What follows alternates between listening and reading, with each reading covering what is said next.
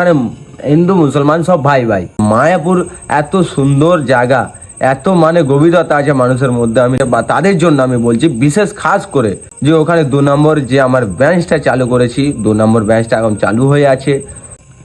আজুদা, বলো। মায়াপুরে ধরো শুভদা গিয়েছিল, আমাদের অর্জুন মানে যেটা আর কি ফোনপে পরোটা, ওরাও গিয়েছিল, রাজু এখনো গিয়েছে কি জানি না।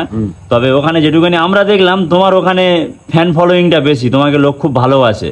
তাদের উদ্দেশ্যে তুমি কি বলতে যাও? দেখো, তাদের উদ্দেশ্যে আমি কি বলেছি, যে মায়াপুর যে একটা বিশ্বের একটা মানে ঐতিহাসিক জায়গা, ওখানে গেলে তুমি বুঝতে পারবে খুব মানে মানে ওখানে হিন্দু মুসলমান সব ভাই ভাই। ওখানে আমি দেখলাম না যে আলাদা তফাৎ বা আলাদা কোনো একটা কোনো কিছু নেই, সবাই মিলে জুলে খাচ্ছে, সবাই মিলে জুলে আছে। আরেকটা যে ঐতিহাসিক যে মোমেন্টটা আমি দেখলাম, সবাই মিলে জুলে আমার সাথে কথা বললো। আমি যে মন্দিরে, আমি বিশ্বের যে বিখ্যাত মন্দিরে আমি গেলাম, ঢুকলাম, সঙ্গে সঙ্গে আমাকে মানে দর্শন করার জন্য আমাকে জায়গা দেখিয়ে দেওয়া হয়েছে।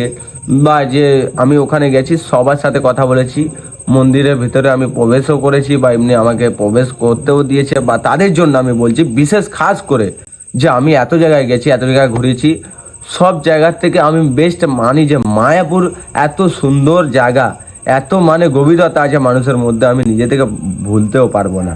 আর এই জন্য আমি ডিসিশন নিয়েছি যে ওখানে 2 নম্বর যে আমার ব্রাঞ্চটা চালু করেছি, 2 নম্বর ব্রাঞ্চটা এখন চালু হয়ে আছে।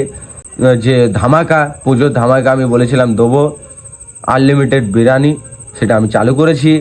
মায়াপুরে আছে, সাবিরের হাবালে করা আছে।